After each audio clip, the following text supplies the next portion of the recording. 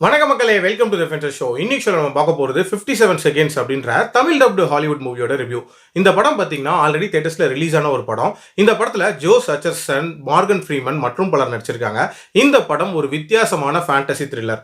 57 seconds அப்படின்ற அந்த டைட்டிலுக்கு ஏற்ற மாதிரியே ஒருத்தனோட வாழ்க்கையில் ப்ரெசென்ட்ல இருந்து 57 செகண்ட்ஸ்க்கு ரீவைண்ட் பண்ணக்கூடிய ஒரு ஆப்ஷன் கிடைச்சா அவன் என்னென்ன மாதிரியான விஷயங்கள் பண்ணுவான் அப்படின்ற ஒரு கான்செப்டை மையமாக வச்சு தான் இந்த கதை நகருது.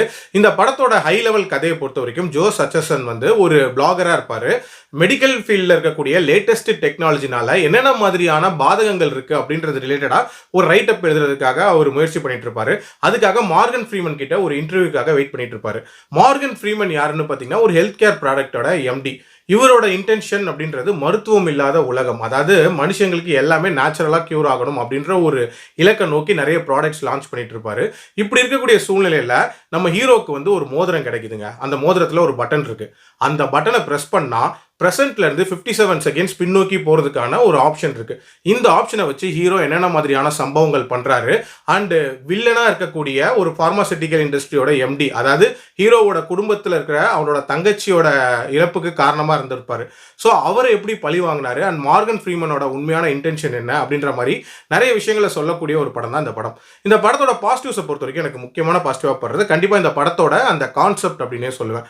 பொதுவாகவே ஒரு டைம் லூப் சம்மந்தப்பட்ட படங்கள் அப்படின்றது நேச்சுரலாகவே ஒரு விதமான கியூரியாசிட்டியை நமக்குள்ள உண்டாக்கும். அதாவது இதில் என்ன புதுமையாக காட்ட போகிறாங்க அப்படின்றது.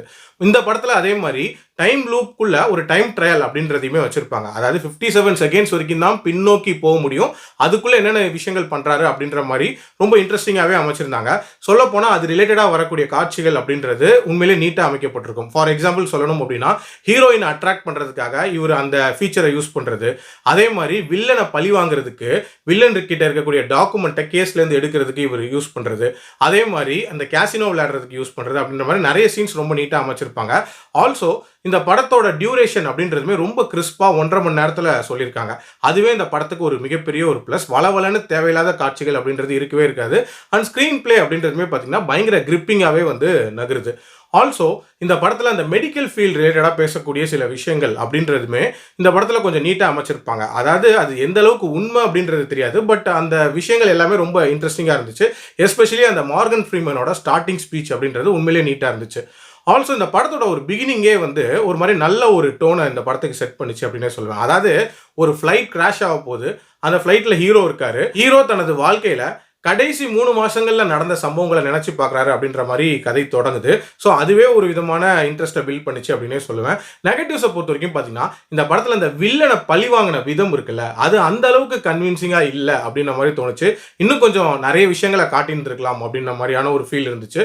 ஆல்சோ இந்த படத்தோட கிளைமேக்ஸ் அப்படின்றதுமே ரொம்ப அப்ரப்டாக முடிச்ச மாதிரி இருக்கும். இன்னும் கொஞ்சம் பெட்டரான ஒரு கிளைமேக்ஸாக இருந்திருக்கலாம். ஆல்சோ இந்த படத்தில் எமோஷனல் பார்ட் அப்படின்றதுமே பெட்டராக ஹேண்டில் பண்ணியிருக்கலாம். ஹீரோவோட சிஸ்டருக்கு நடந்த சம்பவம் அப்படின்றது பெரிய லெவலில் ஒரு இம்பாக்டை கொடுக்கல, அதை இன்னும் கொஞ்சம் பெட்டராக கன்வே பண்ணியிருந்திருக்கலாம் அப்படின்னு தோணுச்சு. ஓவரால் என்ன பொறுத்த வரைக்கும் ஒரு டீசென்டான ஓடிடி வாட்ச் அப்படின்னு தான் சொல்லுவேன். என்னோட ரேட்டிங் இந்த படத்துக்கு 2.8 அவுட் ஆஃப் 5. அடல்ட் கண்டென்ட்டை பொறுத்த வரைக்கும் இதில் சில காட்சிகள் இருக்குது. ஸோ அதுக்கேற்ற மாதிரி பிளான் பண்ணிக்கோங்க. மீண்டும் அடுத்த விமர்சனத்தில் சந்திக்கிறேன். நன்றி, வணக்கம்.